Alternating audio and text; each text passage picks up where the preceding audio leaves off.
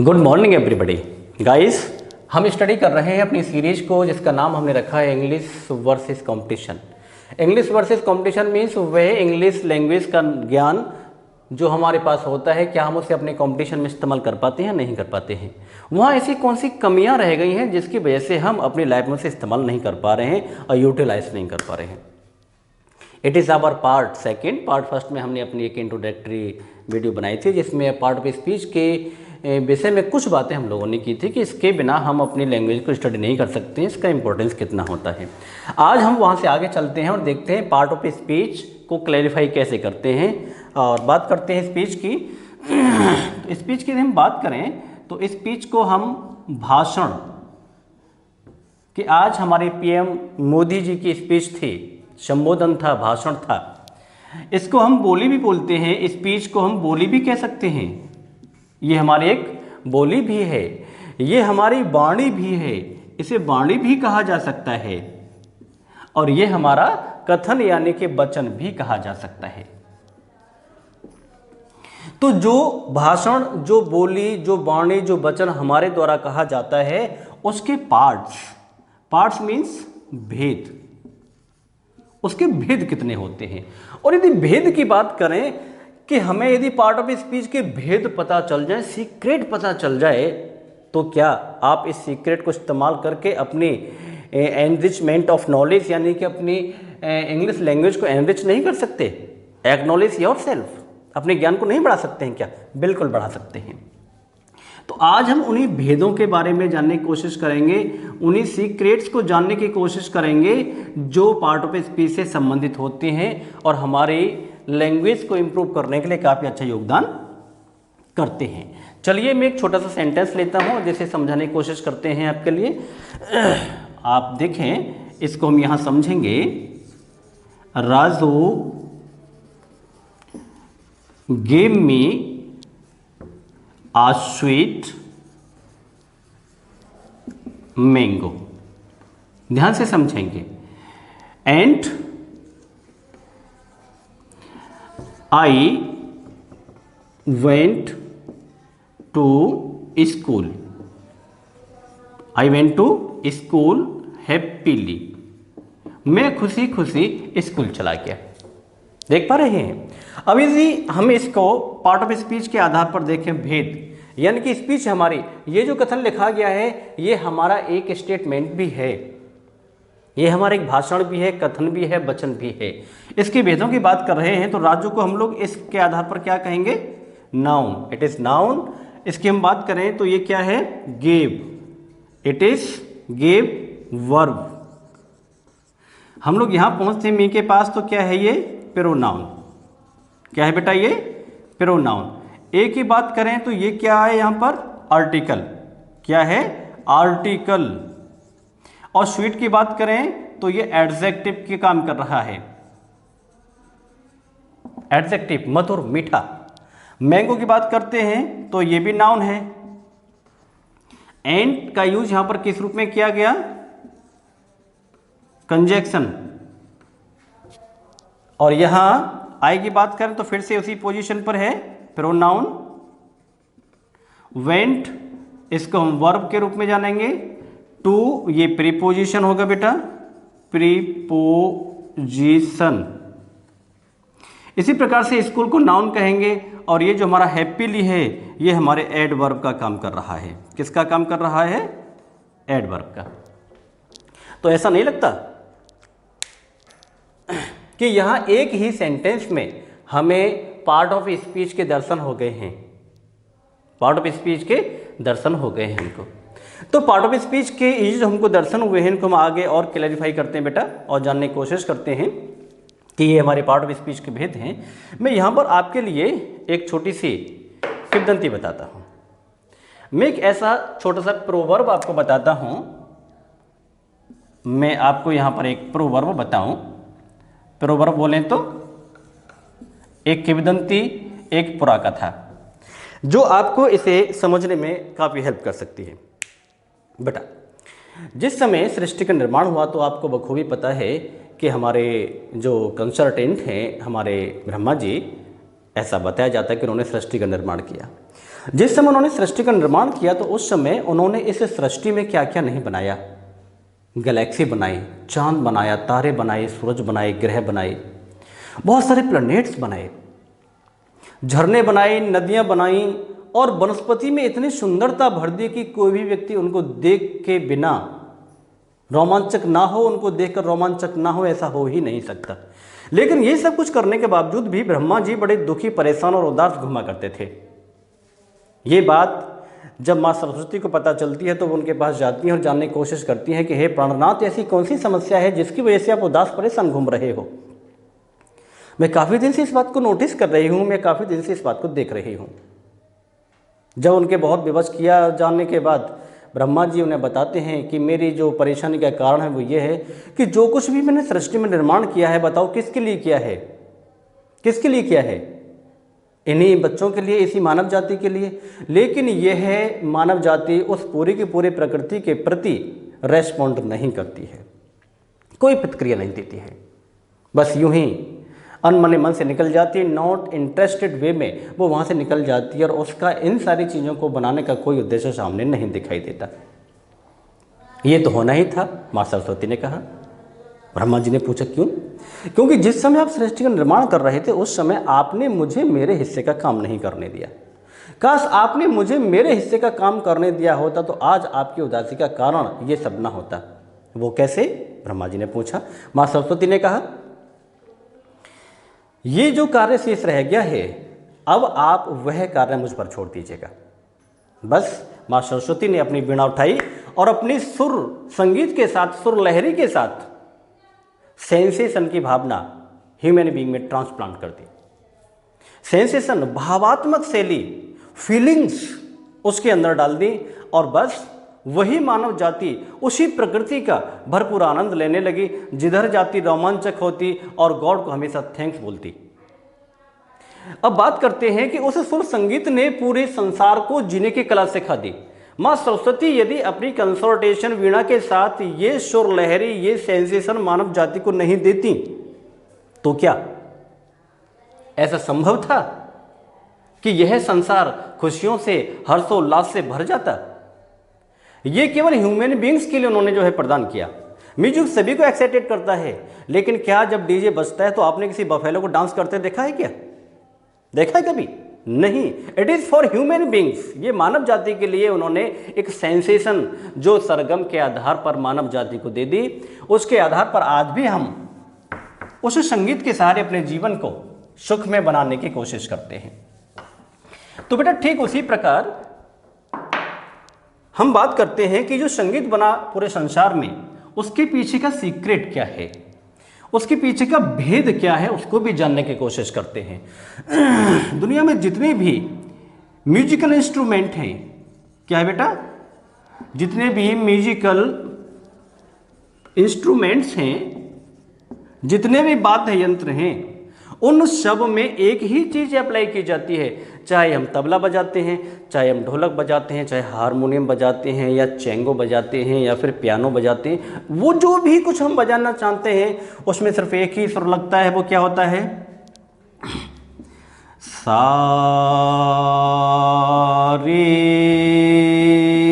गा मा पा धा नी सा। सा रे गा मा पा धा नी सा। इस प्रकार से हम लोग देखें तो क्या इसमें बेटा मुझे संगीत नहीं आता है? हो सकता है कि मेरी ट्यून जो है आउट ऑफ ऑर्डर थी, मुझे नहीं आता, मैंने कभी नहीं सीखा है, कभी रुचि नहीं रही है। लेकिन इस सारे गामा पाधा नी के अलावा संसार में ऐसा कोई भी स्वर नहीं है जिसका इस्तेमाल करने से हम किसी नए संगीत को पैदा कर सकें। जिस प्रकार सारे गामा का महत्व इस संगीत की दुनिया को संवारने और सजाने में है, ठीक उसी प्रकार हमारे इस पार्ट्स ऑफ स्पीच का महत्व हमारी इंग्लिश की दुनिया को संवारने और सजाने और संवारने में उतना ही योगदान है। यदि आप ये पीस ऑफ नोट से समझ पाए हैं कि what is part of speech and importance of part of speech. यदि आप ये समझ पाए हैं और आपके अंदर इंटरेस्ट पैदा हुआ है इस चीज़ को जानने का, तो डेफिनेटली आप इसे बड़ी आसानी से अपने लाइफ में उतार सकते हैं, बिना किसी परेशानी के आप अपनी लैंग्वेज को समझ सकते हैं। प्रश्न उठता है कि पार्ट ऑफ स्पीच को ही नहीं समझा जाता है। उसका रीज़न मैंने आपके पार्ट फर्स्ट में बताया था कि हम लोग क्यों नहीं समझना चाहते हैं। उसका रीज़न है कि हमारी पार्ट ऑफ स्पीच को स्टडी में नंबर के साथ उतना नहीं जोड़ा गया है जितना इसे जोड़ा जाना चाहिए। अब प्रश्न उठता है, पार्ट ऑफ स्पीच यदि इतनी इंपॉर्टेंट है तो उसे इतना महत्व क्यों नहीं दिया गया, और यदि हम इसे पढ़ें तो क्यों पढ़ें, रीज़न क्या है। क्वेश्चन यहाँ पर आता है बेटा। हालांकि मैं मानता हूँ आपकी जो वीडियो होंगी ये थोड़ा सा लेंदी होंगे, आप समय निकाल कर इसे देखिएगा और कोशिश कीजिएगा कि आप इसे बीच में स्किप मत कीजिएगा। समय नहीं है बिल्कुल मत देखिएगा, जब आपके पास समय हो तब इसे खोल कर देखिएगा। मुझे ज़रूर बताइएगा, कमेंट करके आप मुझे ज़रूर बताएं कि आपको वीडियो कैसा लगा है। आप इस स्टडी के बारे में, इस पीरियड के बारे में, इस सीरीज के बारे में क्या सोचते हैं, और यदि आपको लगता है कि हाँ अच्छा है तो आप मुझे मोटिवेट कीजिएगा, मैं आपको मोटिवेट करूँगा। आप मुझे मोटिवेट कीजिएगा। आप मुझे मोटिवेट कैसे करोगे? आप वीडियो को लाइक कीजिएगा, वीडियो को शेयर कीजिएगा, वीडियो पे कमेंट्स दीजिएगा।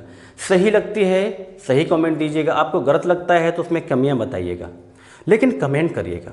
जब ये सब कुछ लौट कर मेरे पास आएंगे, जब मैं उनको इन्वेस्टिगेट करूंगा, तब फिर मैं आपकी एजुकेशन को उस तरीके से इंप्रूव करने की कोशिश करूंगा जिससे आप सेटिस्फाइड हो जाओ। तो आप अभी लाइक कर दीजिएगा, क्योंकि मैं इससे और अधिक इंटरेस्टेड टॉपिक्स अभी इसी वीडियो में क्लियर करने जा रहा हूँ। क्वेश्चन आता है पार्ट ऑफ स्पीच व्हाई। अब ये पार्ट ऑफ स्पीच है और बड़ा इंपॉर्टेंट है। व्हाट, हम इसको पढ़ें क्यों? Why do we study part of speech? Question हमारे सामने है, why do we study, why do we study it. हम इसे स्टडी क्यों करें? It means part of speech. हम इसे स्टडी क्यों करें? What is the reason? कारण क्या है? अब कारण क्या है, कारण के पास चलते हैं तो हमें पता चलता है कि आपसे क्वेश्चन किया जाता है। You are on your booklet form, एक क्वेश्चन आता है नेम। क्या क्वेश्चन आता है? Name.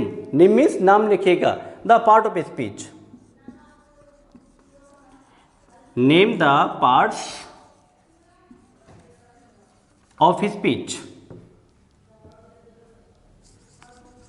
Each word in the following sentence. In the following sentence. आपसे क्वेश्चन किया गया कि नेम, नाम लिखेगा। एक सेंटेंस है जो नीचे लिखा गया है, उसमें प्रत्येक शब्द के पार्ट ऑफ स्पीच का नाम लिखिए। ये क्वेश्चन आपके सामने आ गया और आपने क्वेश्चन के रूप में अपने एक सेंटेंस को ले लिया। For example, the man and the children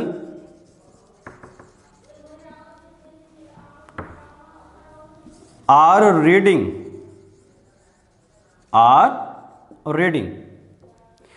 अब आपको क्या करना है, ये पता लगाना है कि इसमें किस पार्ट को हम क्या कहेंगे। इसमें किस पार्ट को हम क्या कहेंगे। हमारे सामने एक क्वेश्चन आता है, अलास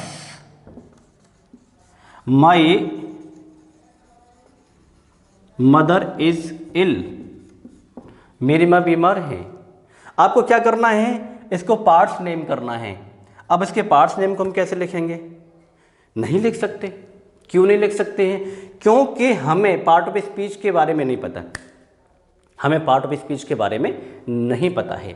एक उस व्यक्ति से हम वो कैसे सामान मंगा सकते हैं जिसे सामान के साथ उसका कभी इंट्रोडक्शन नहीं हुआ है। एक छोटा सा बच्चा है जो अभी 4 और 5 ईयर है, हम उसको बोलते हैं कुछ ऐसी चीज का नाम जो उसने कभी सुनी नहीं है। क्या ला सकता है? वो नहीं ला सकता। बेटा जरा कमरे में से जीरोक्स पेन लेकर आइएगा। अब बच्चा कन्फ्यूज हो गया, वो अंदर जाता है और जाकर एक करछी लेकर आ जाता है हमारे सामने। करछी कढ़ाई में जिससे हम काम करते हैं, करछी लेकर आ जाता है। बेटा ये नहीं, वो दोबारा जाता है तो एक कपड़ा उठा के ले आता है। ये सब क्यों कर रहा है वो? करछी या कपड़ा क्यों उठा कर लाया? इसलिए लाया क्योंकि वह नहीं जानता है कि वह जीरोक्स पेन क्या है। हम उसके सामने जीरोक्स पेन लेके जाते हैं और उससे बताते बेटा ये जीरोक्स पेन और इससे ये कार्य होता है और ये यहाँ रखा हुआ है। तो उसके माइंड में एक इमेज बनती। जब भी हम उससे इस चीज़ को मंगाते वो जाता और तुरंत लेकर आता। नहीं लेकर आता? बिल्कुल लेकर आता।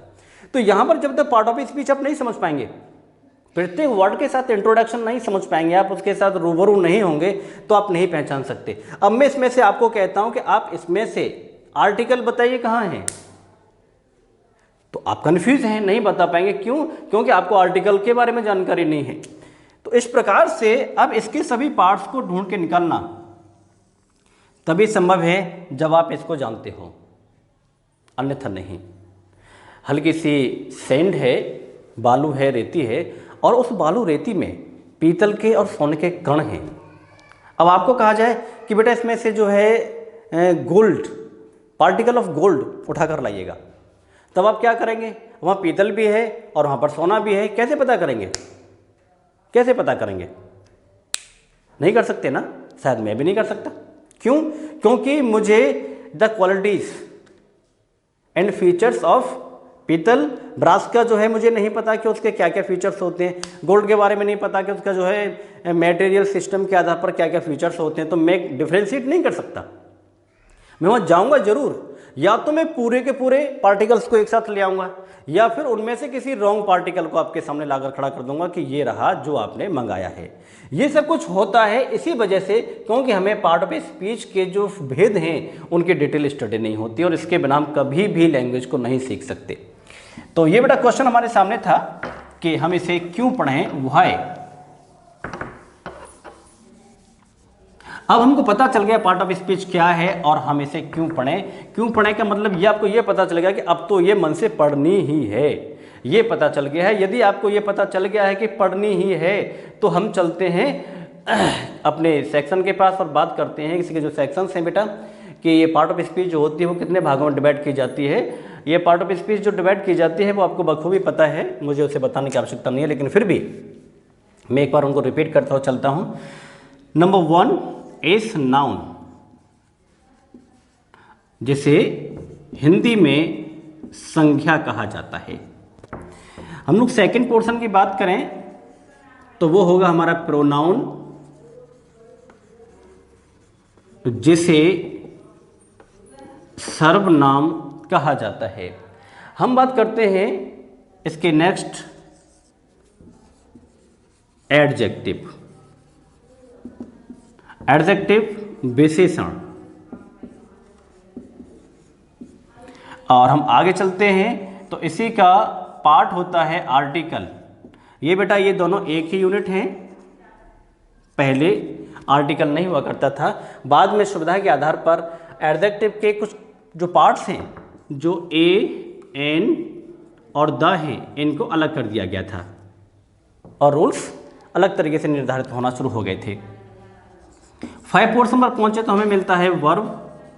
वर्ब बोले तो ये हमारी क्रिया, और हम आगे देखते हैं तो एडवर्ब।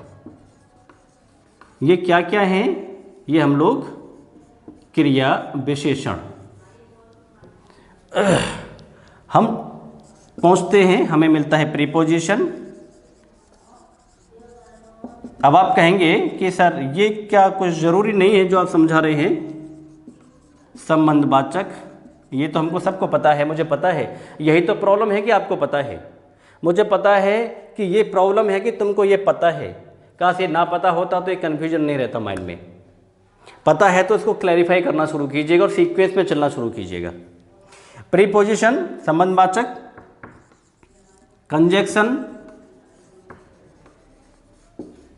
कंजक्शन संयोजक, और हम आगे चलते हैं, यह हमको मिलता है इंटरजेक्शन।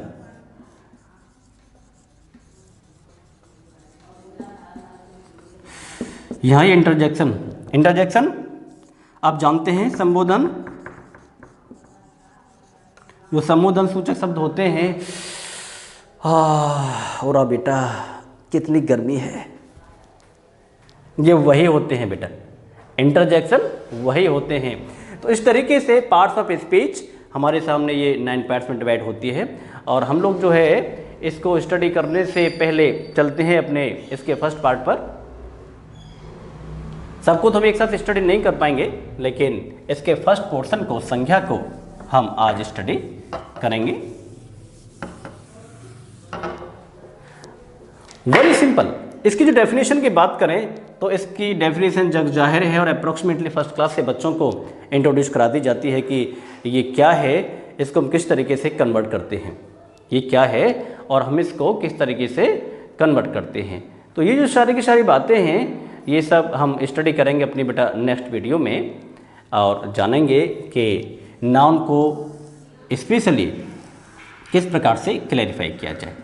वीडियो काफ़ी लंबा हो चुका है, कुछ कहानियाँ हमको सुनने को मिली हैं, ब्रह्मा जी की कहानी हमको सुनने को मिली, लेकिन बेटा आई एम कंपल्सेस्ड देयर, मैं व्यवस्था आपको समझाने के लिए, क्योंकि जब तक कोई इमेज आपके माइंड में नहीं बनेगी कुछ सीखने के लिए तब तक आप नहीं सीखोगे।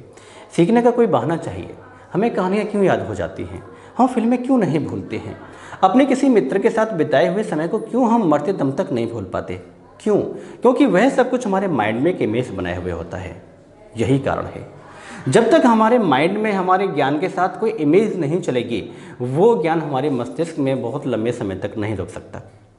छोटे छोटे बच्चे अटेंटिव नहीं होते हैं, तभी जितनी छोटी क्लास होगी उसकी क्लासेस में इमेज उतनी ही ज़्यादा होंगी। इमेज तस्वीरें, यदि कोई कहानी होगी उसे कोई भी ज्ञान दिया जाएगा तो वहाँ उसके साथ इमेजेस को जोड़ दिया जाता है। उसका मतलब ही ये होता है कि जब तक किसी ज्ञान में कोई इमेज, कोई फैक्ट ना जोड़ा जाए हम उसके प्रति इंटरेस्टेड नहीं होते। सबसे पहले वो हमारे दिमाग में इमेज बनती है, उसके नीचे का स्पष्टीकरण धीरे धीरे करके हमारे माइंड को ओपन करता है और बस हमेशा के लिए वो हमारे साथ हो जाती है। मैं वीडियो को बेटा यहीं समाप्त करता हूँ और कल जस्ट मॉर्निंग कल 8 o'clock फिर से आपकी वीडियो जो है हाजिर हो जाएगी। आप उसे देखना और अभी रुकिएगा, मैं आपको कुछ एक बातें और बताता हूँ बेटा। बातें बहुत ज़्यादा नहीं हैं, बातें बहुत कम हैं, हालांकि आप इसे दूसरे वे में मत लीजिएगा। तरीका यह है कि यदि मैंने आपके लिए एक नई सीरीज़ शुरू की है, बहुत विद्यार्थियों के फ़ोन मेरे पास पहुँच रहे थे, अप्रॉक्सीमेटली बहुत लंबा समय हो गया मुझे अपने क्षेत्र में अपने बच्चों की सेवा करते हुए। लॉकडाउन के कारण वहाँ क्लासेस रन नहीं हो पा रही हैं, बच्चे बहुत लंबे समय से अपनी क्लासेस को लेकर परेशान हैं। उन सब बातों को ध्यान में रखते हुए मैंने ये एक सीरीज़ स्टार्ट करने का प्लान किया और मैं ब्लैक बोर्ड पर आया। जैसा कि मैंने इसके फर्स्ट पार्ट में बताया था, ये मेरा फर्स्ट अटेम्प्ट है, पहला प्रयास है कि मैं मार्कर पेन के साथ ब्लैक बोर्ड पर आया हूँ और आपके समक्ष आपको ज्ञान देने की कोशिश करता हूँ। मुझे नहीं पता किस प्रकार से वीडियो शूट होती हैं, मुझे नहीं पता इसके कौन कौन से जो है फंक्शंस होते हैं, किस प्रकार से इसको स्टूडाइट किया जाता है, कि स्टूडियो कैसे चलाया जाता है। तो जनरली वे में मैं ये बना रहा हूँ आपके लिए।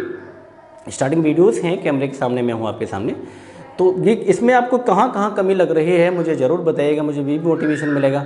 मैं आपको मोटिवेट करूँगा, आपको मुझे डिमोटिवेट मत कीजिएगा।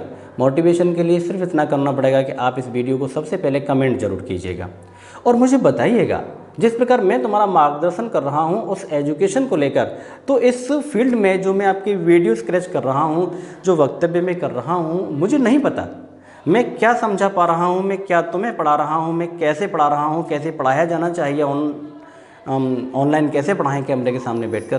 तो आप देख रहे हैं, आपसे बड़ा जज नहीं है कोई। आप अपने विचार अपने कमेंट बॉक्स में ज़रूर लिखिएगा। जितने ज़्यादा से ज़्यादा कमेंट्स आप करेंगे मुझे रास्ता मिलेगा कि मैं आपके एजुकेशन को बेहतर से बेहतर बनाने की कोशिश करूं। हाँ, आई श्योर यू, मैं तो विश्वास दिलाता हूं। एजुकेशन यानी कि जहाँ तक अपने इंग्लिश एजुकेशन की बात कर रहे हैं, अन्य एजुकेशन को लेकर भी मैं आपके सामने आऊँगा, लेकिन इंग्लिश एजुकेशन की बात करते हैं तो डेफिनेटली मैं आपके इंग्लिश स्टेटस के डीप पॉइंट्स को जस्ट ओपन करूँगा और इस तरीके से स्पष्ट करने की कोशिश करूँगा कि वो आपके माइंड में एक स्पेस बना लेंगे जो कभी वहाँ से नहीं हटेंगे। ऐसा मैं प्रॉमिस करता हूँ। यदि वीडियो आपको अच्छी लगी है तो आप वीडियो को लाइक कीजिएगा। चैनल पर पहली बार आए हो चैनल को सब्सक्राइब कर लीजिएगा, क्योंकि यहाँ इंग्लिश वर्सेस कंपटीशन बहुत लंबा टॉपिक है, बहुत लंबी सीरीज होगी। एवरीडे मैं कोशिश करूँगा कि एवरीडे आपके लिए एक इसकी वीडियो मिल जाए जो आपके ज्ञान को आगे लेकर जाए। यदि आप इसे डेली के डेली देखना चाहते हैं या पूरी सीरीज को देखना चाहते हैं तो उसके लिए आपके पास आपके चैनल पर हमारा भी चैनल सब्सक्राइब होना चाहिए। I wish you best, God bless you.